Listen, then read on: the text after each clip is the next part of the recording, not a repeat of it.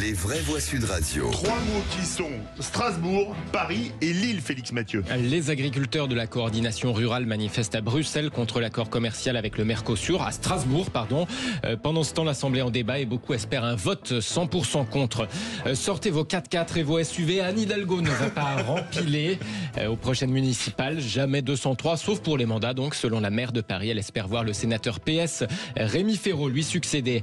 Et puis, préférez-vous fermer les crèches ou les EHPAD, supprimer les cantines scolaires ou bien la police municipale? Des questions provoquent de la mairie de Lille, campagne d'affichage pour dénoncer les coupes budgétaires.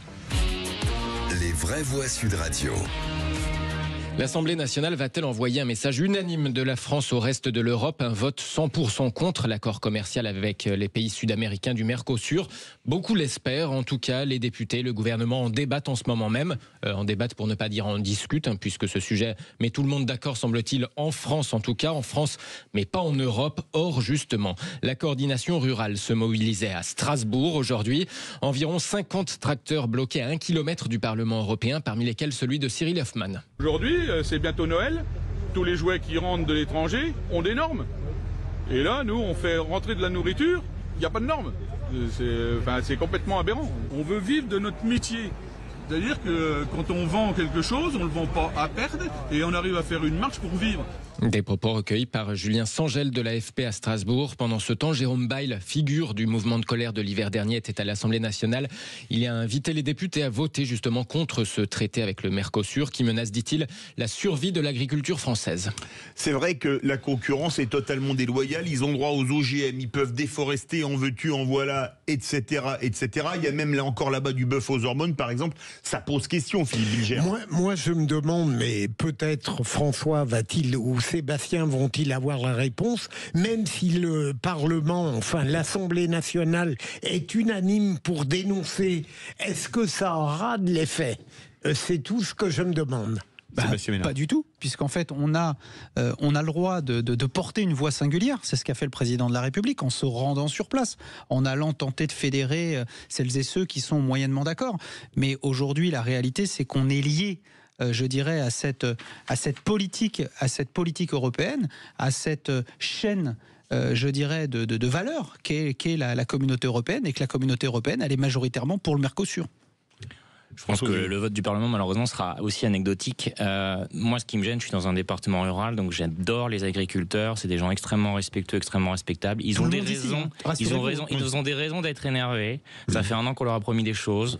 Toutes les promesses n'ont pas encore été tenues. Certes, l'actualité politique a été très chargée en 2024, mais maintenant, il est temps de s'occuper de leur cas. Et globalement, c'est quand même des gens qui emmerdent pas les autres et qui font, en général, qui bossent et qui sont quand même et qui nous nourrissent, qui contribuent. Voilà, c'est ce que je veux dire, qui contribuent à notre alimentation. C'est le moins qu'on puisse dire. Deuxième mot, Paris. Anne Hidalgo ne remplira pas pour un 3e mandat. Et oui, l'espoir renaît pour les SUV, les 4x4 et les guichets automatiques SNCF. Ça va pas, quoi. La maire de Paris l'annonce dans Le Monde. Je me suis toujours inscrite dans l'idée que 2 mandats étaient suffisants pour mener à bien des changements profonds. Anne Hidalgo fait part de cette décision à 1 an et demi des élections municipales, suffisamment tôt, dit-elle, pour préparer une transmission sereine. Elle espère voir Rémi Féraud lui succéder. Rémi Féraud, sénateur PS et président du groupe de la majorité municipale au Conseil de Paris. La maire de la capitale a évidemment été interrogée aussi sur les velléités d'un autre prétendant à sa succession, son ancien premier adjoint et désormais député PS, Emmanuel Grégoire. Il a déclaré sa candidature à la mairie de Paris il y a 1 semaine, mais l'actuel titulaire du poste, Anne Hidalgo, balaye l'hypothèse, je la cite. Emmanuel Grégoire a fait le choix de partir à l'Assemblée nationale pour porter le combat contre l'extrême droite. Il y aura vraisemblablement une dissolution d'ici la fin de 2025. On ne peut pas être candidat à tout. Voilà, on a envie de rajouter merci, au revoir. 3e mot, Lille, où la mairie lance une campagne d'affichage contre les coupes budgétaires réclamées par l'État. 20 millions d'euros le coût pour la ville de Lille. Des annonces gouvernementales selon la mairie qui interroge.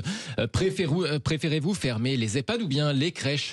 Autre question, on supprime les repas des enfants à l'école, le chauffage et l'eau courante des établissements scolaires, la police municipale ou bien l'éclairage des rues? Voilà ce que demandent ces affiches. La conclusion est la suivante. Vous trouvez ça absurde? Eh bien, nous aussi.